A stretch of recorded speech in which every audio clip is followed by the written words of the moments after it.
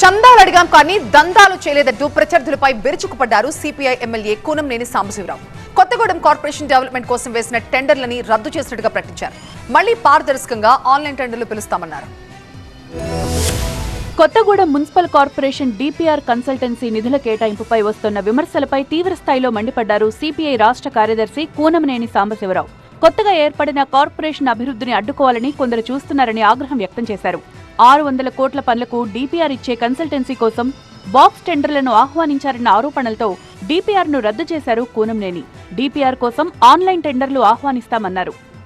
కసితో కక్షతో ఈ పసిపిల్లవాడిని ఎప్పుడు గొంతు నుండి చంపాలనేటువంటి రాక్షస మనస్తత్వంతో చేసేటువంటి పనులు ఇవన్నీ. కొత్తగూడెంలో సిపిఐ నేతలు అవినీతికి పాల్పడ్డా ప్రజల దగ్గర డబ్బులు తీసుకున్నట్టు నిరూపించినా వారిపై క్రిమినల్ కేసులు నమోదు చేయిస్తామన్నారు కూనంనేని. ఒక్క ఇంటి నెంబర్కి ఎవరు తీసుకున్నా మాకు కంప్లైంట్ ఇంటి వాడి మీద క్రిమినల్ కేసు నేనే పెట్టిస్తాను.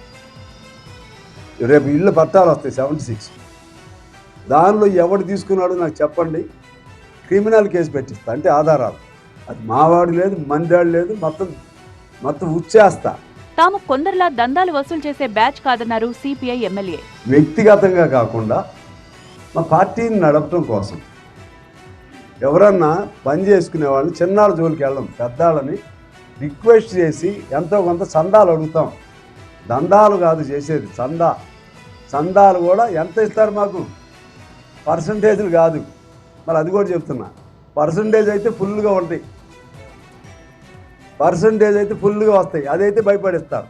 ఆవిడ కాంగ్రెస్ తో పొత్తు ఉన్నప్పటికీ ప్రభుత్వం చేసే తప్పుల్ని ఎప్పటికప్పుడు ఎత్తి చూపుతామన్నారు కూనంనేని. కాంగ్రెస్ వాళ్ళు అప్పుడు ఇట్లనే ప్రజల నుంచి దూరం అయ్యారు, కమ్యూనిస్టుల్ని తేలిగ్గా తీసుకున్నారు.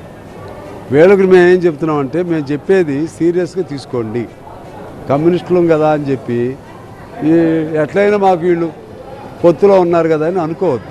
కొత్తగూడెం కార్పొరేషన్ అభివృద్ధిని అడ్డుకోవాలని చూసేవారికి ప్రజలే బుద్ధి చెప్తారన్నారు సాంబశివరావు.